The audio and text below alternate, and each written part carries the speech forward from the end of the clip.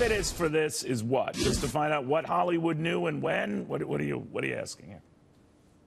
Well, what I'm asking, first of all, is to make sure that this tax reform bill includes a package that restricts or prohibits the ability of companies that protect sexual predators from taking business deductions. And I think we need to make sure we know the extent of the problem, the culture that allows that kind of conduct. And I think we need to disincentivize that conduct and culture.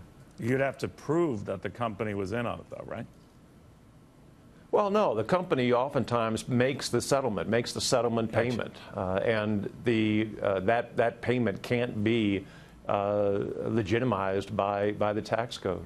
Is it your sense that there's an appetite for this in Congress, though? Because the reason why I mention it, in light of the charges, unproven, but still the charges against Roy Moore in Alabama, that you ought to be careful what you wish for, because investigations on a widespread basis have a way of coming back to haunt you. What do you say? I think anybody that commits sexual assault and sexual harassment needs to be punished. I think anybody that, any culture, any company or institution that allows it should be exposed. And I don't care if it's a Republican or a Democrat or in Hollywood or in Alabama or some other place. I think it's absolutely essential that we come to grips with a serious problem in this country. Well, we have young women who are going to Hollywood. Good for you and your consistency. I admire that. Now, the reason why I mention it as well is that I'm wondering what you think of some of your colleagues in both the House and the Senate, more senators, obviously, because Mr. Moore would be a senator if he is elected, have argued that the allegations are serious and proven true. He should step aside. John McCain, I believe, went so far as to say, just step aside now. What do you think? Well, I think that only he knows what happened. And if the allegations are true, and he knows in his heart that they are true, he should step aside. If they aren't true, I think he's got an obligation to make sure that the truth comes out and he isn't prematurely judged in this matter. So I leave it up to the candidate to make that decision. Do you wonder about the timing of all of this, that it comes out now?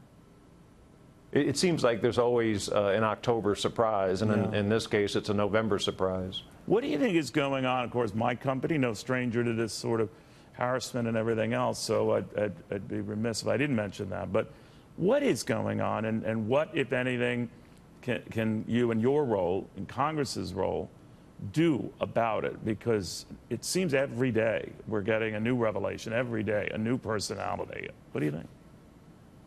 I think daylight is a great disinfectant, and I think we need to make sure that we allow this issue to come to light. And I think there are many young women who are somewhat naive, and they go to Hollywood and they go to other places and try to achieve stardom. And there are many men who are in control of access to important roles. And I think they abuse that. And I think we've got to be really, really careful and vigilant to make sure it doesn't happen. You know, I'm wondering again here, Congressman, but if you can help me with this battle over what happens to Roy Moore, and of course, separately is the issue of Rand Paul and, you know, his beaten up and the broken ribs and whether he'll get back to vote. Is this worrying you about complicating and closing the deal on these tax cuts? I'm focused on the House. I hope the Senate has a bipartisan deal. I don't see any Democrats in the House that are willing to join us in this, but I sure hope in the Senate it's bipartisan. I'd hate to see another health care vote in the Senate. All right. Sir, thank you very, very much. Ken Buck of Colorado, House Judiciary Committee